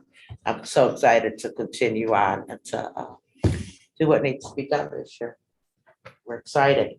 Can't wait for Walls, John, Eastman. If I hear about Walls one more time, and just a funny story, you know, one of my best friends, her husband's all over one of those Facebook groups, and he posted something crazy about Walsh. And I just had to tell him, Jerry, really, you have to post it on Facebook when you know my phone number, my kids' phone number, what's your problem? I'm like, leave it alone. Love you, Jerry, but I'll work with him. But we're doing our best, and I know you're doing your best, and we're trying to tell the community that there's a lot of stuff that stops us from moving forward all the time, but we are That doing what was we great can. news about Walls. Thank you. Director, now. So just two things real quick. So I wanted to show everyone how we will be bringing to them the strategic plan updates every month. I hope to work with the board president to kind of rethink in 2024 how we do our board meetings. So we kind of create a little bit of change to our board meetings. We've been kind of doing them the same way for a really long time, and not to change them up, whatever, but being able to add some things like the strategic planning and revisit them. So if we can go to the next slide, Bob, I just kind of want to show you, here's the plan, which you've all seen before. Next slide. All right, and here's our priorities, and maybe we're measuring our progress. Next slide. So this is how we plan on bringing them to you right here, right? This is an example. As you can see, here's a year, and it's really simple. I stole this from the food bank. Basically, when they do their strategic plan, everything, it's either it's green, which means things are going well. It's yellow, which means things there are issues, and we're going to talk about it, and it's red, and that means things are really not working out well. So if you go to the next slide, you can see around the idea of what we're doing with our strivers as seniors, we're in the red zone, right? We need to do some work on that. So this provides us an opportunity to express what's going on with the strategic plan, where we're having a success, and then to report this to you every month. So like you can hold us accountable when we're not hitting our numbers, right? So it'll be very simple in that sense. Really what we want to do is we need to clean some things up on this and kind of work through it. And Tana is really, this will be coming from Tana, and she will be leading this. But I want to work with the board because there are a lot of different priorities and keys, initiatives that we have that may not be the most interesting things. So we don't want to just go through all of them here, but we want to make sure we're picking the ones that you want to see. All right, thanks, Bob. Thank you. And my last announcement is that I will be at the Ohio Library Conference next week on Wednesday, Thursday, and Friday. And then after that, I will be on vacation for a couple of weeks. Well-deserved vacation. Yes. Good for you. Thank you. I want to say something, and maybe this will be quick in business. I want to find a way, if we can, where when we get to that director's report, he's not under the gun to finish in 45 seconds. So if there's some way that we can shore things up, because he has some good things to say, I would like for us to figure that out. Well, I will take this opportunity that you just led me to say that many times when I'm on other boards, the director and the president of the chair their reports are at the beginning of the meeting and not at the end of the meeting. Because it does put you in, when you're getting to 2 hours of a meeting, you're like, okay, we're just gonna knock this out. I want to see how we can And what can we do to contact us? Remember here.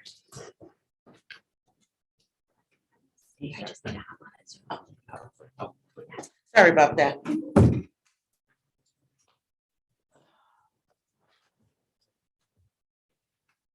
Maybe we could think about, Anthony, putting that at do you think there might be a, Well, whatever we can do, I think it's something to discuss and kind of figure out what we can do.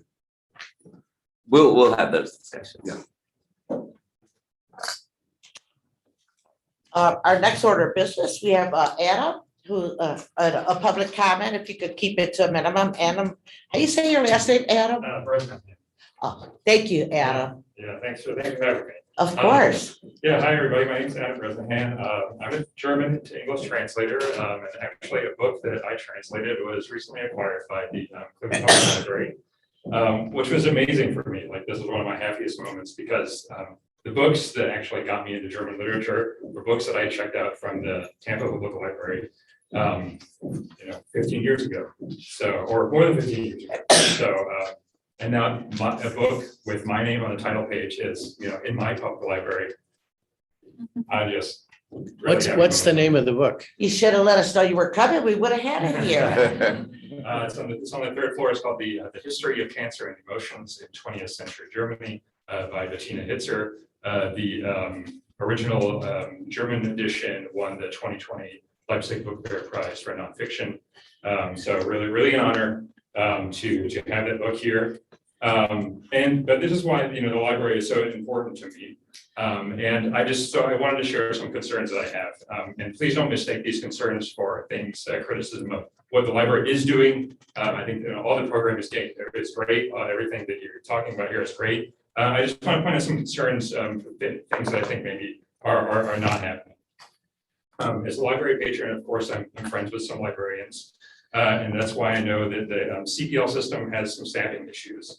In 2006, the system had over 800 employees. As of January this year, the number is down to 550. This places undue stress on workers, as you all know, unfortunately, about the incidents of violence, et cetera. And librarians are already doubling as the city's social workers, basically, alongside their regular job as caretakers of knowledge. We just heard that there was 75 new hires, which is amazing. However, as far as I understand the report, only one of those hires was a librarian. And in that time period, we've lost 4 librarians to resignation or retirement. So it's a net -3 of librarians. So I imagine that some of the managers who just left for interviews, maybe they were interviewing new librarians. But I just want to point that out as a concern. And I want to ask the board and the CEO, what are you doing to make the Cleveland Public Library system more attractive place for new librarians? One thing I have seen, these tiny desks and non-ergonomic stools that have been given to some of the librarians as workplaces. This is one thing that I think could be improved. This is kind of not such a great thing. Second, the library hasn't returned to pre-pandemic hours. Whereas a lot of the businesses and institutions around us have. I think this is a disservice to the community, and I'm wondering, why hasn't the CPL returned to regular hours? Many people aren't able to get to the library, before it closes. In the winter months in particular, the community could really benefit from full hours. So that's something I'd like to wanted to speak to. And speaking of abnormal closures, my local branch is the Lofts branch. And it's been closed for 18 months now, yet there's no sign of construction. We just heard the report on it.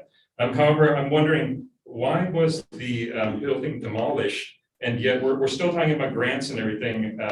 So why didn't we get grants after the demolition? I understand that the grants are related to this senior housing project, so that's out of the library's control. However, the gentleman reported on the Rockport branch and how measures were taken in order to minimize the closure time at Rockport. And I understand the Waltz property is also different. You couldn't build and then destroy, alongside because of that small property. But nevertheless, that's a neighborhood that is going to be without its community anchor for how many years? It's already been 18 months. So I think that, whatever, it's in the past now, but that is something that really concern me. So in conclusion, I'd really like to see these three issues: increase staffing, return to pre-pandemic hours, and improve services at the neighborhood branches to become the focal points of the library's work. CPL has done things like venture into the meta space and things like that. And I think that those things are not so important. I think the library really should focus its time and energy and resources on the bread and butter foundation issues. And only when adequate staffing levels, normal hours, and things like the Welsh grants have been restored should the library contemplate these kind of interesting and fun things. Thank you so much for your time. Adam, thank you. And you know what? I'm gonna briefly answer your question. A lot of this was answered during a lot of our presentations. You have 4 board members here that live within 1 mile of walls. We have the same thoughts, what's going on. And luckily, you are very lucky as well to have a couple other branches very close by as well. If you're in that's your branch, I know too, the Lorraine just opened. It's beautiful. You should go check that one out. It's not very far if you're in that same area, because so am I. So is Alice, and so is Tom and Melanie. So there's a lot of us there. But your first 2 issues, we just hired 75 people. We're trying, we're doing our best, and we cannot go back to no other hours till we have the proper staff to house people during the day. We need to stay focused on what we're doing, and hopefully we can revisit that. That is one of Tom's things that he has been fighting for as well. And a lot of times people don't come to our meetings, but these are things that have come up that the board here, we have to understand too. We congratulate 75 people in 3 months. They're doing something right, and they need to keep it up, because we have to go back. A lot of staff have talked about this, and we're working on it, but it's easier said than done. If you go anywhere, not just a library, you see hiring signs. Where are these people at? Why aren't they applying? We're going out to fairs. We're doing a lot. And I'm not just saying this to you. I'm saying this is a public comment area, and I'm just going to make sure everybody understands. Please, if you know somebody that is qualified, enjoys books, enjoys life, please apply. We will hire, we will interview. We need the help so that we can help our neighbors and our patrons as well. But so your questions are valid, but they're ours too. And we cannot tell you anything, but we're trying. And just like I said, the Welsh branch, we're trying. I will see you at the grand opening though. Mrs. Parks wanted to say something Please, about, I yes. think, to on October the 2nd and October the 3rd, HR is partnering with public services to do a hiring list to address some of those positions that are within our public services areas in the branches and in main library. So like President Rodriguez said, we are definitely trying to meet those needs so we can get back to our pre-pandemic hours, because that's what we desire for our community as well. And Adam, I'll throw in the final, and that is in 36 years on this board, the last time I counted it, we had 5,600 years of experience retired while I've been on this board.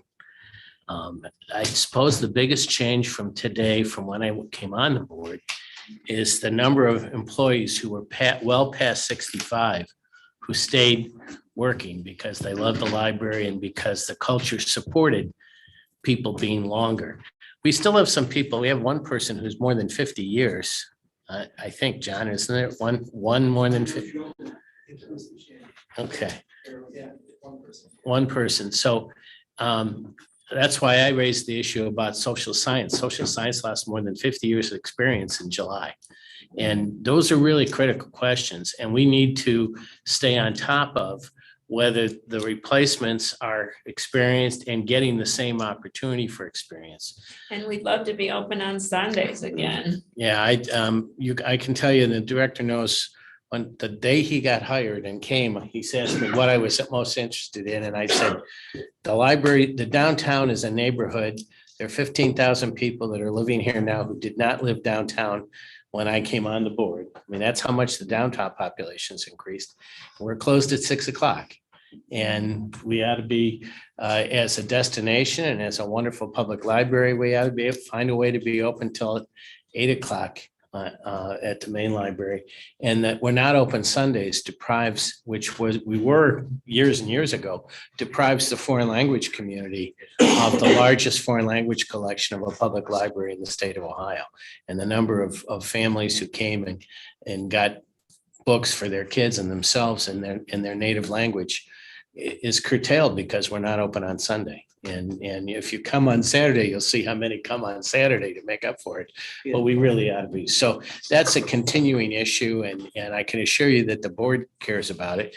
The hardest part about Sunday hours and longer hours is doing what we need to do with our collective bargaining agreement and to make sure that we have adequate staff to do those things properly. And it's not easy, but stay on our backs. I'm glad you came today and gave us that. And congratulations on the book.